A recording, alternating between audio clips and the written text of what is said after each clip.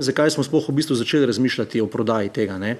Začeli smo razmišljati ravno zaradi tega, ker je bilo že v bistvu trikrat, pa ste 3 vlade nekako že imele na mizi liberalizacijo trga, in ko se je v bistvu delala nova strategija športne loterije, je nakazala, da bi ta liberalizacija res pomenila za športno loterijo in veliko tveganje, oziroma predvsem za nas kot lastnike tudi, da bi v nekih najbolj črnih scenarijih delali negativni poslovni rezultat, kar bi seveda pomenilo, da bi mogli mi kot lastnik to konsolidirati in seveda to kot tisti, ki pač trenutno smo odgovorni za vodenje zveze, moramo opozoriti in tudi seveda smo šli v pogovore, kar se tiče potencialnega nakupa.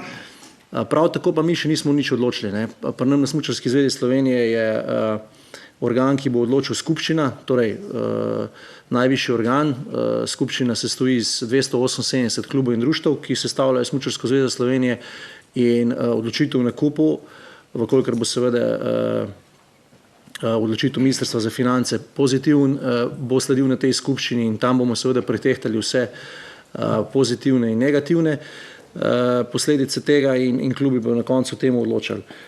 Še enkrat pa bi na koncu rekel samo to, kar je že prej tudi kolega rekel, seveda, vkolikor bi tudi mi imeli neko zagotovilo, da se ta liberalizacija ne bo zgodila, ne, in da je tukaj tudi politika enotna, je ta položaj trenutno, ki ga mi imamo, za nas dober. Ne. Tako da definitivno bi si želeli po tej poti nadaljevati, je pa pač izkušnje zadnjih nekaj let in pač teh predlogov, ki so bili, nas postavilo v položaj, ko smo mogli razmišljati tudi o alternativi.